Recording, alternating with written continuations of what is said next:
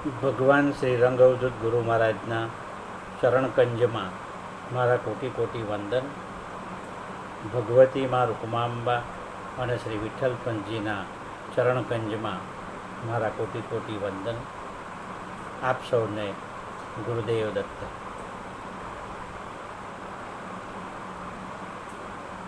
એક અગોચર બ્રહ્મ પ્રકાશે પૂજ્ય બાપજી રચિત આ ભજનનું વિવરણ અત્યારે ચાલે છે, જેમાં હવે પછીની પંક્તિમાં બાપજી લખે છે: મન બુદ્ધિ છે ચાકર જેના, કરતા હરિહર સેવાજી. તે વિશ્વંભર નયને નિરખે, આપ દિગંબર દેવાજી. એક અગોચર બ્રહ્મ પ્રકાશે. મન બુદ્ધિ છે ચાકર જેના, કરતા હરિહર સેવાજી. પૂજ્ય બાપજી ની આ પંક્તિ નું વિવરણ કરીએ તો મન, બુદ્ધિ, અહંકાર, ચિત્ત આ બધા જ પરમ તત્વના ચાકર છે. આ બધાનું એકીકરણ એટલે સૂક્ષ્મ શરીર. અને સૂક્ષ્મ શરીર સ્થૂળ શરીરમાં નિવાસ કરે છે, રહે છે. બાપજી કહે છે કે મન બુદ્ધિ છે ચાકર જેના, કરતા હરિહર સેવાજી. પરમ તત્વ વિનાનું સર્જન તદ્દન પાંગડું છે. પરમ તત્વની શક્તિથી જ એ ક્રિયાશીલ બને છે. બ્રહ્માંડનું કોઈ પણ સર્જન હોય, જળ હોય કે ચેતન, એની અંદર ક્રિયાશક્તિનું જે નિર્માણ થાય છે એ ક્રિયાશક્તિ પરમ તત્વની છે.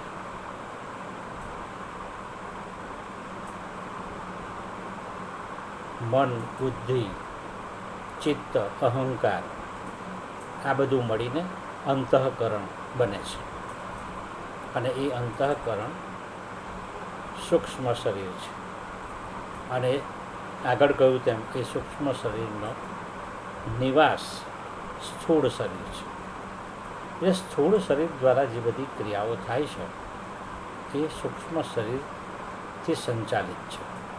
અને સૂક્ષ્મ શરીર કોનાથી સંચાલિત છે? પરબ્રહ્મથી, પરમ તત્વની ક્રિયાશક્તિથી એ સંચાલિત છે. એટલે પૂજ્ય બાપજીએ કહ્યું કે મન બુદ્ધિ છે ચાકર જેના. જેના એટલે પરમ તત્વ.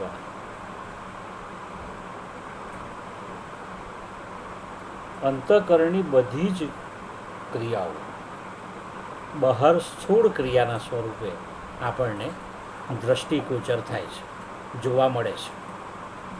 અહીં પૂજ્ય બાપજીએ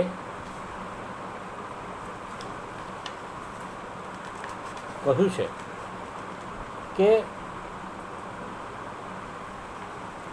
સૂક્ષ્મ શરીર માટે આપણું જે સ્થૂળ શરીર છે એ સાધન છે. અને સૂક્ષ્મ શરીર એ બધી ક્રિયાઓ કરે છે. કર્મ અને પ્રારબ્ધનું એક ચક્ર છે. કર્મ વગર પ્રારબ્ધ નથી અને પ્રારબ્ધ વિના કર્મ નથી. મનુષ્યને અધિકાર છે માત્ર કર્મ ઉપર. શ્રી કૃષ્ણએ ગીતામાં આ જ વાત કરી છે, કર્મણ્યેવાધિકાર હસ્તે મા ફલેષુ કદાચ. કર્મના ફળ ઉપર આપણો કોઈ અધિકાર નથી. આપણો અધિકાર માત્ર કર્મ ઉપર છે. અહીં બાપજી આ જ વાત કરે છે. અને એ સંદર્ભમાં મન અને બુદ્ધિ કોને અનુસરે છે? પ્રારબ્ધને. હવે આ પ્રારબ્ધ કેવી રીતે બંધાય છે? એ કર્મ વડે બંધાય છે. એ બંને એકબીજાના કારણ છે અને પરિણામ પણ છે. મન અને બુદ્ધિ આમ જોવા જઈએ તો જડ છે. એને કોણ શક્તિ પ્રદાન કરે છે? પરમ તત્વ. અને એનાથી જ એની શક્તિથી જ એ ક્રિયાશીલ બને છે. અને એટલા માટે પૂજ્ય બાપજી કહે છે કે મન અને બુદ્ધિ વગેરે પરમ તત્વના સેવક છે, ચાકર છે.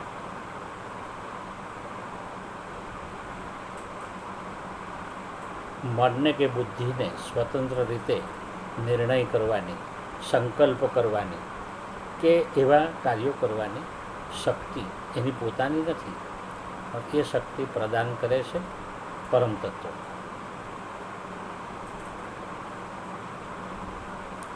કર્મને અનુરૂપ પરમાત્મા જે કંઈ કર્મફળ આપે એ જીવ માત્રએ ભોગવવાનું હોય છે. અને આવા ફળરૂપી ભોગને અનુકૂળ જે સંકલ્પ છે એ મન વડે થાય છે. અને એ પણ પરમ તત્વની શક્તિથી જ સંચાલિત છે, એનાથી જ ક્રિયાશીલ છે. મૂળમાં જોઈએ તો સંકલ્પનો નિશ્ચય બુદ્ધિથી થાય છે, પણ એ શક્તિ કે સત્તા જે છે એ પણ બુદ્ધિની નથી. ફળદાતા ભગવાન જ મન અને બુદ્ધિની જે ક્રિયાશક્તિ છે એનું સંચાલન કરે છે, એના સંચાલક છે. અને તેથી જ અહીં મન અને બુદ્ધિને પરમાત્માના, પરબ્રહ્મના ચાકર તરીકે પૂજ્ય બાપજીએ ઓળખાવ્યા છે. ઉપનિષદમાં પણ જેની શક્તિ વડે મન મનન કરે છે તે પરમાત્મા છે. જેની શક્તિ વડે બુદ્ધિ નિર્ણય કરે છે તે પણ પરમાત્મા જ છે. એટલે મન અને બુદ્ધિ પોતાની રીતે શક્તિમાન નથી, પરંતુ પરમ તત્વની શક્તિ વડે એ ક્રિયાશીલ બને છે.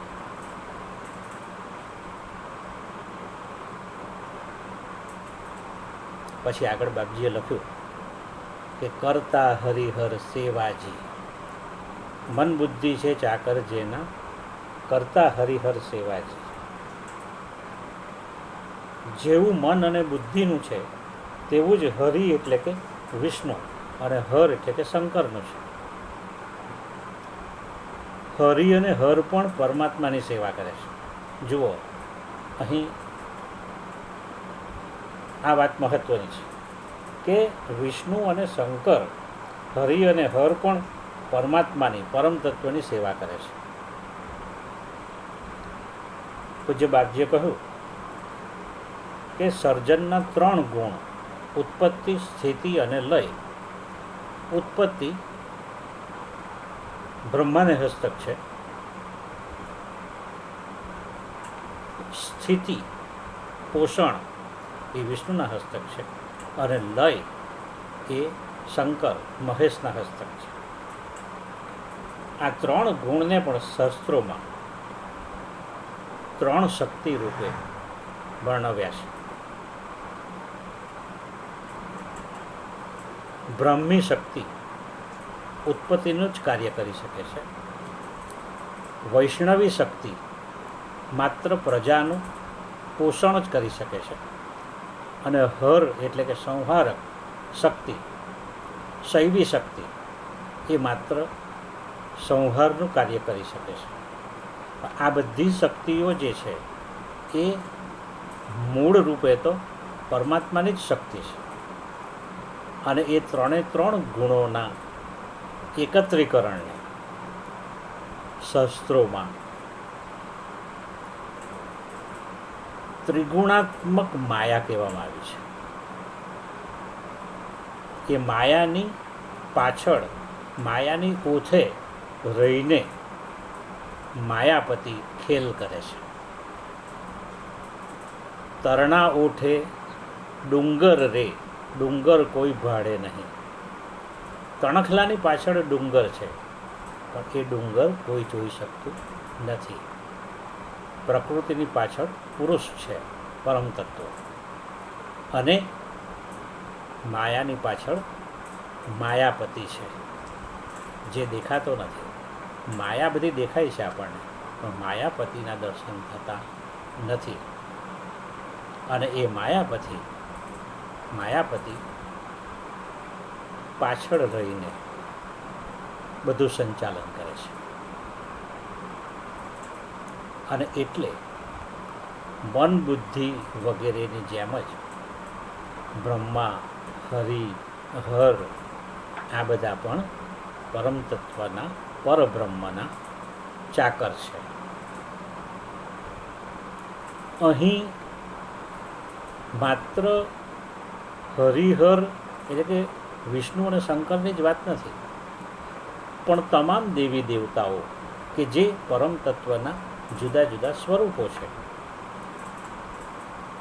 એ બધા જે પ્રચલિત દેવદેવીઓ છે એનો પણ આ હરિહર શબ્દો વડે સંકેત કરવામાં આવ્યો છે.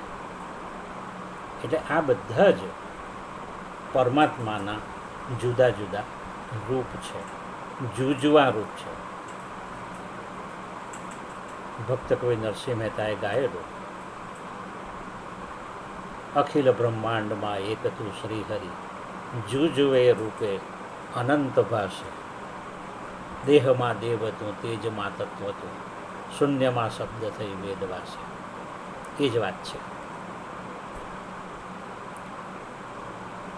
અહીં બાપજીએ એટલે જ એને એટલે કે પરમાત્માને, પરબ્રહ્મને વિશ્વંભર તરીકે ઓળખાવ્યા છે.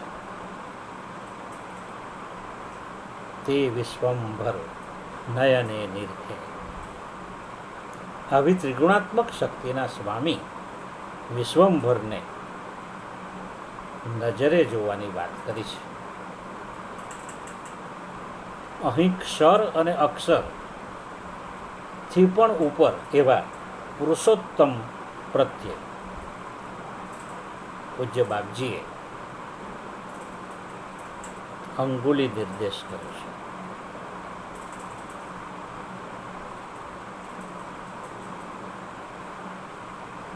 જ્યાં સુધી અજ્ઞાનનું આવરણ છે ત્યાં સુધી વિશ્વંભરના દર્શન શક્ય નથી.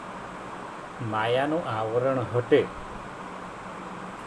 તો જ આ પરબ્રહ્મ, પરમાત્માના દર્શન થઈ શકે.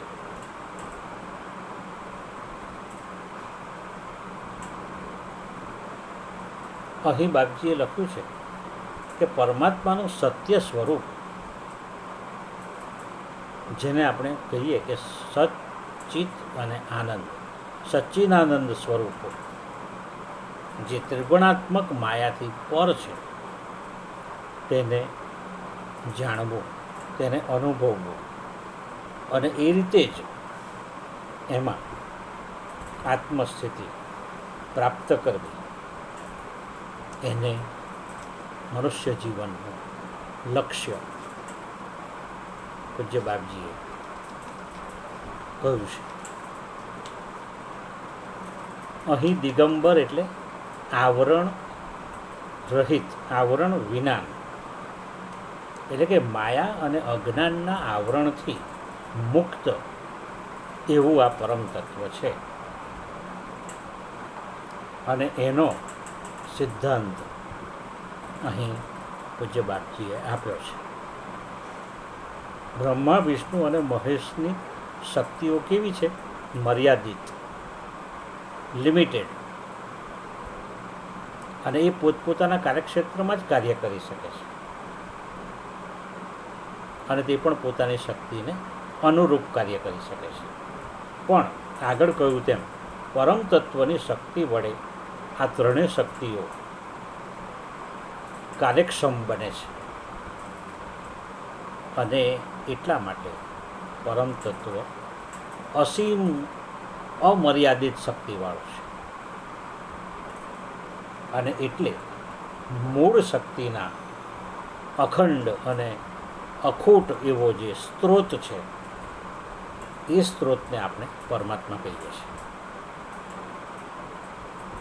અને એના વડે એ સર્વશ્રેષ્ઠ પરમ તત્વને જાણનાર એના જેવો જ તદરૂપ, એટલે કે તેના જેવો જ બની જાય છે. અને તેથી જ બાપજી આગળ લખ્યું છે કે આપ દિગંબર દેવાજી. મર્યાદિત શક્તિને જાણવાથી અમર્યાદિત શક્તિવાળાને જાણી શકાતો નથી, પણ મર્યાદિત શક્તિને એક સાધન બનાવીને અમર્યાદને અનુભવવો પડે, અને એ અનુભવ્યા પછી પણ મર્યાદિત શક્તિનું કોઈ કાર્ય રહેતું નથી. પ્રભુને જાણનારને પ્રભુની માયાને જાણવાનું શું કામ, એનો શું અર્થ, એવું બાપજી કહે છે. પ્રભુની માયાને વળગી રહેવાનું કોઈ પ્રયોજન નથી. જ્યારે પ્રભુને પરમ તત્વને ઓળખી લીધું હોય પછી એની માયાને વળગી રહેવાનો કોઈ અર્થ નથી. સાધ્યની પ્રાપ્તિ માટે જ સાધન છે. સાધ્ય એકવાર પ્રાપ્ત થઈ ગયું, જે મેળવવાનું હતું તે મળી ગયું, પછી એના સાધનને વળગી રહેવાની જરૂર નથી, એવું પૂજ્ય બાપજી કહે છે.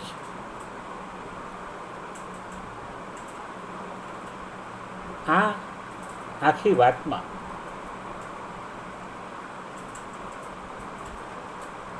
જે તારતમ્ય આપણને મળે છે તે એ છે કે મન, બુદ્ધિ, ચિત્ત, અહંકાર મળીને જે અંતઃકરણ બન્યું છે, જે સૂક્ષ્મ શરીર છે,